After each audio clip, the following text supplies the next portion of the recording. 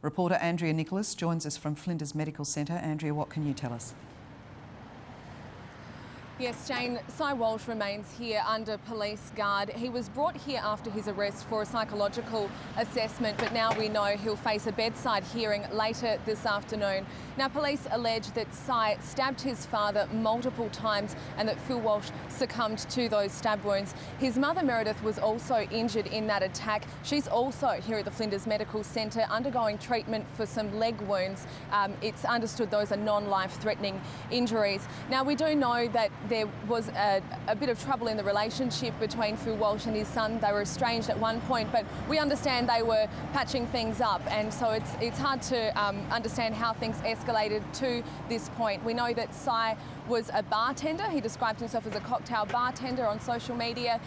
He graduated from high school in 06 and then spent a year in Japan in 07 as an exchange student. He's travelled extensively. He's been to India, to North and South America, and his social media profile on Couchsurfing says he returned home, he was back home with his parents, and he was hoping to give something back and meet some new people. He also says that his #1 priority is to live and experience every moment, no matter what, to a degree of success. So, you know, it seems like an average young man, you know, a social profile that you see all the time. To grasp that this was happening behind the scenes is really difficult to understand. It's obviously torn this family apart and really impacted the whole football community. The biggest name in South Australian football has announced he's leaving Adelaide. Let's go live to Andrea Nicolas. And Andrea, Patrick Dangerfield is quitting the Crows and returning home to Victoria. Yes, Sally, it's been the AFL's worst kept secret, but a short time ago the Crows confirmed in a statement that Patrick Dangerfield wants to leave the club and will exercise his free agency rights. It's understood Geelong Football Club, not far from where the star midfielder grew up in country Victoria, has made a lucrative offer. There's speculation $800,000 a season for the next 5 years is on the table, but that's not a done deal. The Crows are yet to announce their next move, but the club is entitled to match any offer he receives. Earlier today, Dangerfield and his teammates were tight-lipped about the announcement. Here's what they had to say. Make those decisions in due course and we'll announce something later today, but at the moment it's just not appropriate. Free agency's been in the last 3 years now, and it is going to become a common thing that guys will leave footy clubs, but that's part of football and that's part of any business.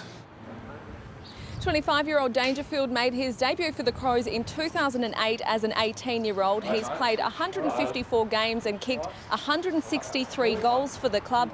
Last night he was named in the All-Australian side for the 3rd time.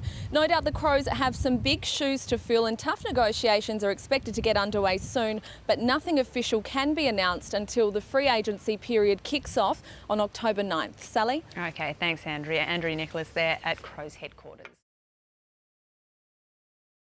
Police investigating the disappearance of South Australian woman Jody Meyers have discovered a body under newly laid concrete slab.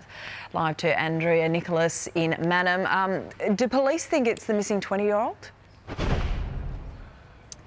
Yes, Sally, police made the grim discovery just before midday as they suspected a body believed to be that of missing Mannum mother Jody Meyers was found buried under concrete in a shed in the backyard of her partner's parents' property. The 20-year-old went missing almost a month ago after an argument with her partner Neil Archer. He's been the only person of interest in this investigation, and this morning police took him into custody. Here's what they had to say.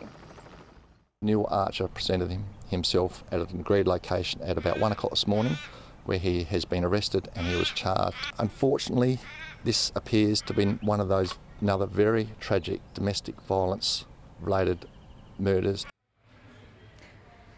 Last night, officers set up a police guard around the Archers' home so they could cordon off and search the area this morning.